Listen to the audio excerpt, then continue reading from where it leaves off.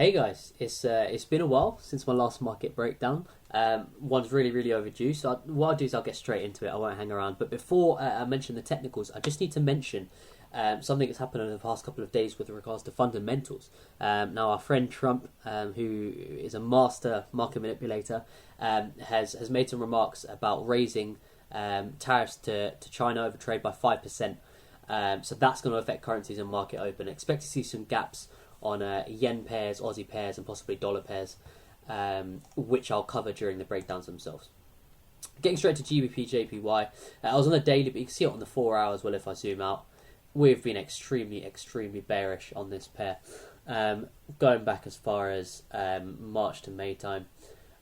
Really bearish. Okay, now that's partly due to GBP weakness as well as yen strength, okay? But the pound seems to be finding a little bit of relief as of late, and the yen seems to have kind of come to a halt with its strength, okay? It seems to have hit some sort of resistance, let's say. So now what we're having on GBPJPY is, from where we're creating these huge impulse moves to the downside, we're now actually creating higher highs and higher lows. Okay, not huge swing highs and swing lows, but we are creating higher highs and higher lows and making room to the upside. Okay, since the last low, we've moved 300 pips to the upside. Okay, so we are making progress to the upside. But also, if I look at all the kind of bullish flags that have formed along the way, so there's one here. If I take the height of that, okay, and the height of this one is pretty similar, in fact the same.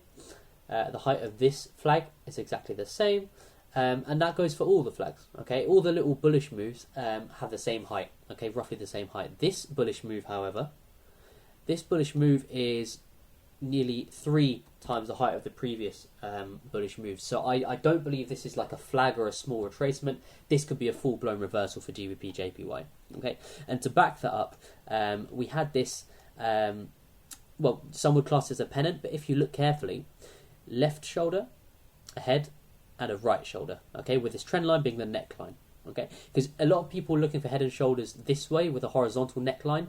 I'm not keen on that, and people forget a neckline doesn't have to be a support or resistance level. It can be a trend line, and in this case that works very nicely, okay, because then what we had was that breakout, okay, retest of the trend line and therefore the neckline, and then moves to the upside, okay. So that confirms to me that possibly we're in bullish territory now. I was looking for an entry around here, but I didn't take it just yet, just because we're going to push straight into resistance here. So I thought if I'm going to take a position, I'm going to take it probably on a break and retest of 130. Okay. What I see happening with this pair now, I've got this level marked on here. It was the last kind of support level we had, which we haven't retested yet. But also, if we take the height of the head and shoulders formation, okay, and duplicate it from the point where we broke out, okay, that takes us directly to this level. So I see 131, let's say 50, okay, that's kind of close. I see 131.50 being met in the next few days, okay.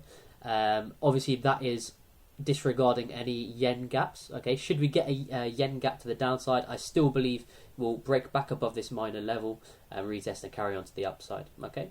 So I would look for long trades on some retest and continuation after 130, okay. If we see say another couple of bottoms around this level, then potentially we could take it from here for a better entry, okay. Obviously we're buying straight into resistance. However, if we see enough orders getting built up here by the double triple bottoms, let's say, then we can look for a push into here. One thing to notice though, it is bank holiday tomorrow, so possibly instead of much happening tomorrow, we might see those orders being built up here. Something to consider. That is GBPJPY. I won't look for any sell trades at the moment, just given the structure that we're seeing. If I don't see any buy trades though, then I'll leave this pair alone. Okay, let's move on to USDCAD. So the US dollar against the Canadian dollar. Now obviously we've had just over a month now of this huge rally to the upside, and we've respected this trend line support 1, 2, 3, 4, and now 5 times. Okay, so this seems to be a strong bullish trend. However, since the start of August, so probably 3 weeks, coming up to 3 weeks now, we have not been able to take out this 1.3350, let's call it level, 1.3350. Okay, we've had 1, 2, 3, 4, a minimum of 4 rejections from this level. Okay, but still creating these higher highs. Higher lows, just not any higher highs. Okay, so it's interesting because you don't want to argue with momentum. Okay, we shouldn't look for sell trades. However, when we hit such a strong resistance level, we shouldn't base sell trades purely off that, but it should make us think. Okay, why is this happening? So let's go back to the bigger picture for a second. Okay, and the first thing to note is we had swing high, swing high. Okay, so if we take a Fibonacci from the last swing high to the swing low, we have got all those rejections from the 78.6. Okay, that is a lovely confluence for that kind of liquidity level. Okay, so potentially this is just a retracement after that huge impulse bearish move. Something else to consider, in fact there's a couple of other things, that's almost like a very steep bull flag, and actually if we look at USDCAD, it has a history of bull flags. Just to look at some examples. Let's have a look at this one. This was a nice one. Impulse move, flag. Okay, or impulse move, flag for if you want a bigger idea of it. So that might be reaching, but it's just a nice confluence.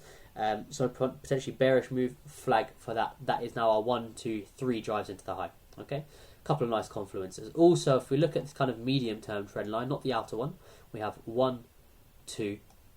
We broke. And now we've retested. So we shouldn't base trades off of any one of these things. However, these confluences are really, really nice. Okay, and in such an environment where we're so bullish, these would actually cause me to be very, very bearish. Not very bearish, but look for sell opportunities. I'm no longer looking at buy opportunities. I feel like this trend line has run its course. The reason I haven't entered, I've been looking for this for a while, and some people entered around this liquidity region. However, just because of the momentum, I haven't taken sell trades from here. Okay, what I'm actually looking for in terms of taking sell trades, so just to clarify, I'm not looking for buy trades. If this breaks this level and retests, I might reconsider. However, while we're capped by this 1.3350 level, I'm looking for sell trades. And if I zoom down actually to the 1 hour, which is where I often get my kind of sniper entries from, we can see very clearly now this level support. We didn't manage to maintain below it. Resistance very precisely. Okay, so what I potentially expect to see with USDCAD is, let's get rid of that, hopefully some form of break. Okay, I don't believe we'll see a full trend line retest, just because of how steep that trend line actually is. I don't see us pulling up to retest. It's a possibility, but if not, I believe we'll at least retest this minor level here before falling. In terms of targets, I'll go back to the 4 hour for this one. The very first target would be this kind of level here, but also what I'm looking for is this is a swing opportunity, and along the way I can add further entries. So I'll add entries on a break and retest of this level, and then potentially 1.31 as well.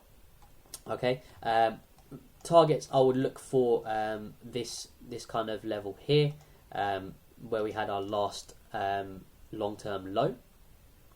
In terms of a risk to reward, I would let's say we actually take the trade on a break and retest of this slightly stronger level, okay, to be a bit more safe, and then actually keep our stop loss, let's say 15 or so pips above this minor resistance level. Okay, that's a pretty safe stop loss. If we take our first targets around here, risk to reward is 7.28, looking for 235 pips with just a 32 pip stop loss. So that's potentially a nice possibility there. I would really look out for that one, and I will keep you updated on that because I'm really looking for that nice entry should I get it. This trade alone could make my week, so that would be nice potentially. That is USDCAD. Let's look at EURUSD. Sorry about all these adverts, guys. Let's look at EURUSD now. And a kind of similar story, but the opposite way around, where we've had some bearish price action. Okay, that's taken out a lot of this bullish price action. We had one, I guess two, and then this kind of build up here. So let's look at this on the 4 hour to get a better idea of what's going on. We had some trend line touches here, big moves to the downside, break of this quite, I'd say, major level, a break of it, but we didn't sustain below it for long, a pull back up to the trend line, and we respected that trend line, and then we fell from there. Now what I want to do is draw your attention from this swing high to this swing low. If we attach the Fibonacci there, we rejected the 78.6 on multiple occasions. And now I know we had a slight close above here, but if we look at the daily, the rejections are really, really nice to see. You can see wick, wick, wick, wick, wick. So that to me is a Fibonacci retracement. Okay, so you'd expect our extension target to be met around 1.0950, nice psychological level. However, what you can see here, if I get rid of this fib for a second, is 1, 2, 3, 4, 5 rejections from this level, possibly a stop hunt here, and a huge move to the upside. Okay, so because of that huge move and this kind of lack of clarity with the direction at the moment, I'm going to stay out of this for now. I was tempted to take sell trades from around here because we spiked into this level here, okay, and we also spiked to retest this trend line almost. So I consider taking shorts. However, if we say that this is potentially some sort of reversal, then if we attach a bullish fib, that again 78.6. So it's very unclear where we stand at the moment.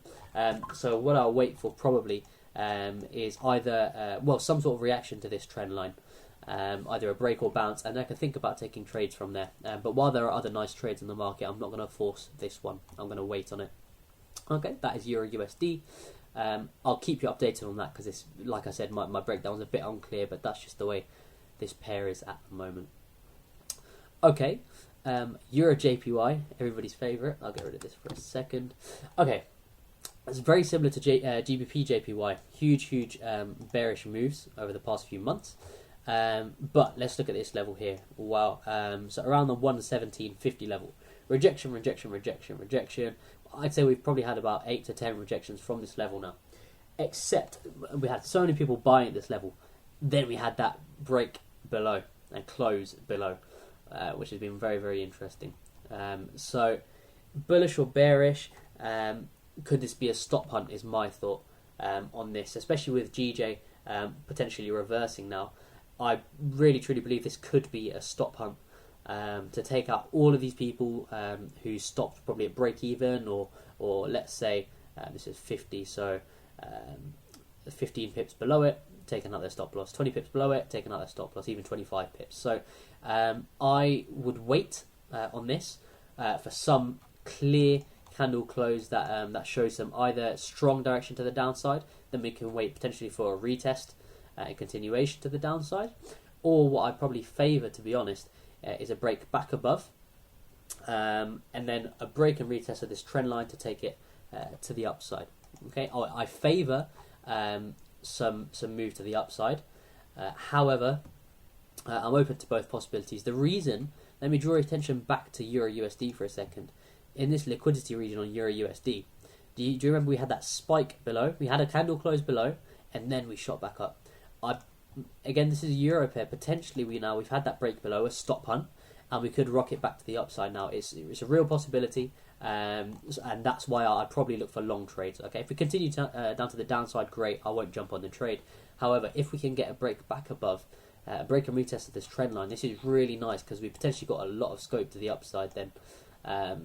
Given, well, as first targets, we've had huge consolidation between these two levels. So if we can say duplicate that range and put that there, that takes us to this lovely level up here. So a nice confluence there, potentially.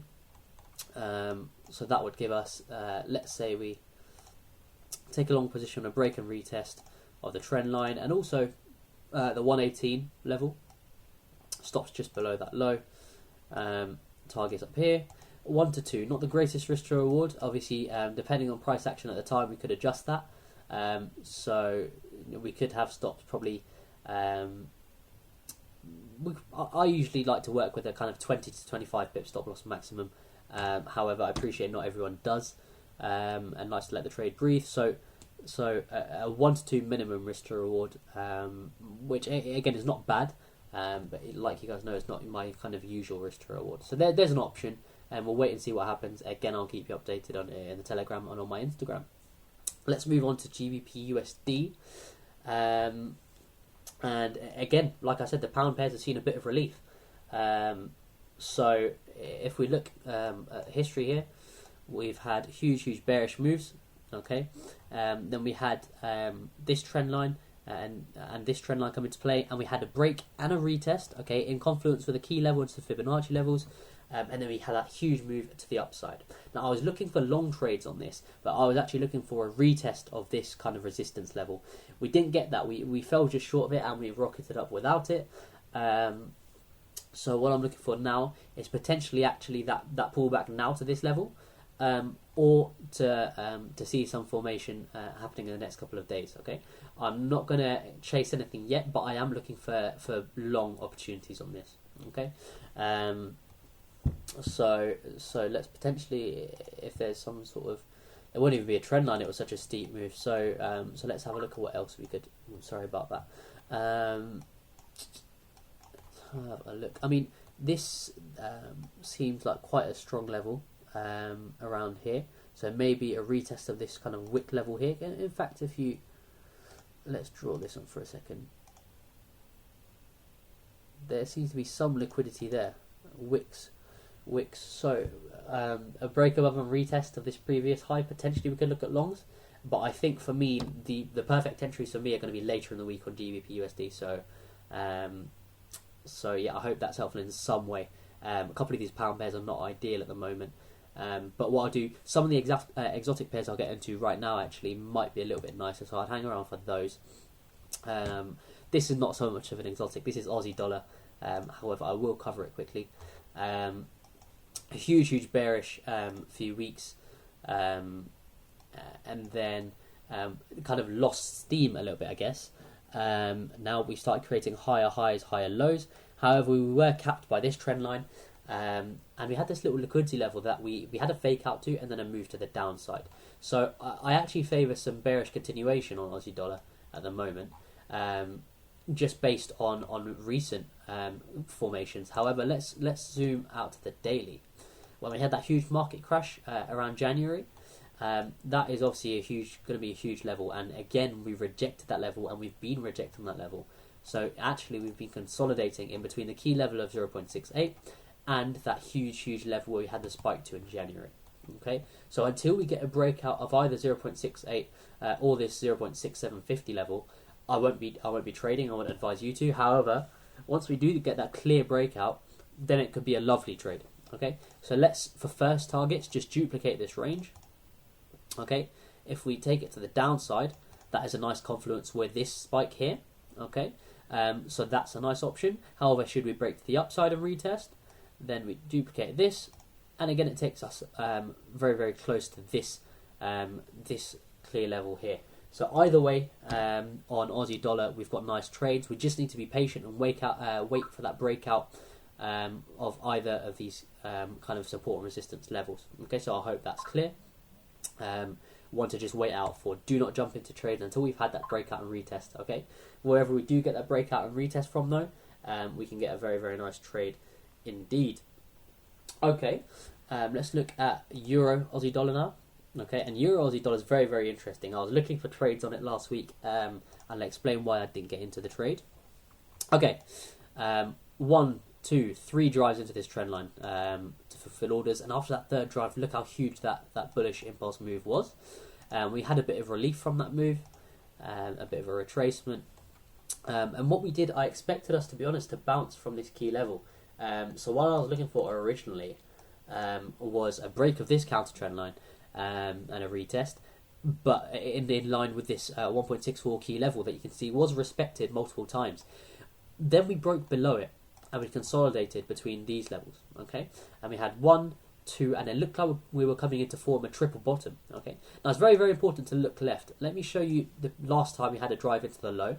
Okay, we had 1, 2, 3, a perfect triple bottom there. So I really thought we were going to get that again. So I didn't take a long trade just yet, despite dipping into liquidity. I waited for the perfect triple bottom. That didn't come, so I didn't chase the trade. We did get the counter trend line break, and we've now broken back above this 1.64 level, which confirms to me potentially we're going to get another move to the upside. Okay, if we take a Fibonacci as well from the previous low, I'm sure that corresponds nicely with a 50% level. So it's a nice confluence, I guess.